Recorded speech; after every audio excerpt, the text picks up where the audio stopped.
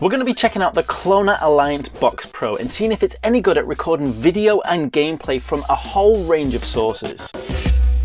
Now we're going to have a look at how the Cloner Alliance Pro handles recording from different sources, including handheld devices, and seeing how user-friendly it is as a standalone box, which means you can record and stream your favorite video games without even having to connect to your PC. Straight out of the box, you can see that the Cloner Alliance Box Pro comes with everything that you need, which is what you would hope to see for a standalone device. Coming with a range of connectors so you can record from HDMI, VGA, AV, and YPB-PR as well. And the device even comes with a remote control, which is really nice to see because it adds a new dimension to this kind of device, something which we will discuss in a bit more detail later on. Starting off with testing, I wanted to see how the Cloner Alliance Box Pro would handle the RG35XX, a device which comes with a HDMI out. What I think would be a great option to play and record retro games to get footage. Setting up the Cloner Alliance Box Pro was as simple as plugging it into the mains, putting in a USB drive to capture the footage, and then connecting it to the device using whichever connection was needed. In this case, it was the HDMI.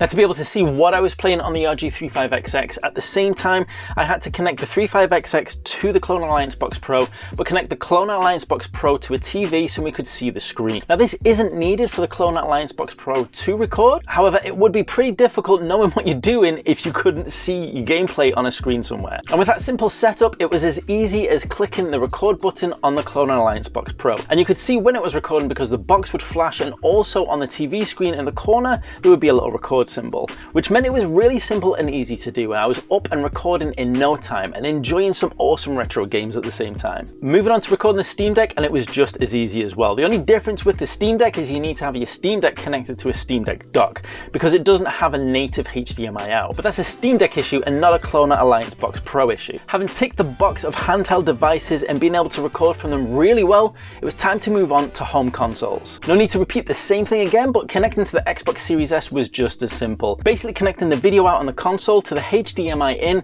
on the Cloner Alliance Box Pro. And this time around I decided to have a bit of fun and record some Emulation Station on the Xbox Series S, playing one of my favourite games, Shocks, from the EA Big Generation. And once again you can see super simple and easy gameplay capture. Honestly, it was really nice to use a capture device that just does what it needs to do. No faffing about, no big issues, just connect it up, select your source, and then hit the record button. Now when it comes to actually playing video games with the video going through the Cloner Alliance Box Pro, there is a slight delay, and this is kind of to be expected as you will get with a lot of capture devices. The delay wasn't really huge and was only really noticeable when I was playing racing games, but even then I was still able to enjoy a good gaming session. For most of us, the scenarios where we'll use a capture device is just to be able to record some gameplay footage, but if you are trying to capture footage of a speedrun or something that is really essential in having no delay whatsoever, then that could be a slight issue. The alternative option would be to have a splitter. That means that you don't have to pass through your video through the Cloner Alliance Box Pro and out to a TV, but in a way whereby you could immediately split the output from your console, where you could have one going straight to a TV and one going to the Cloner Alliance Box Pro,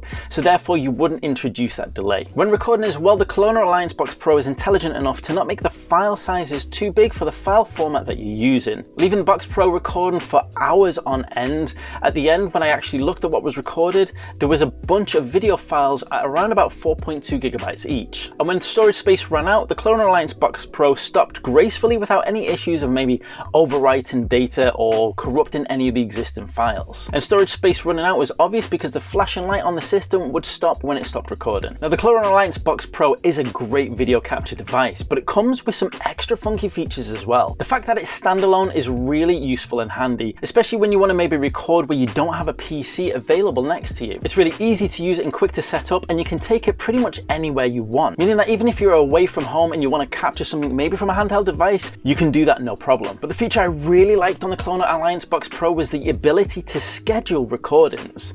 And as we said earlier, the Cloner Alliance Box Pro comes with a remote as well, which means that this device functions a lot more like our classic video recorders used to do back in the day.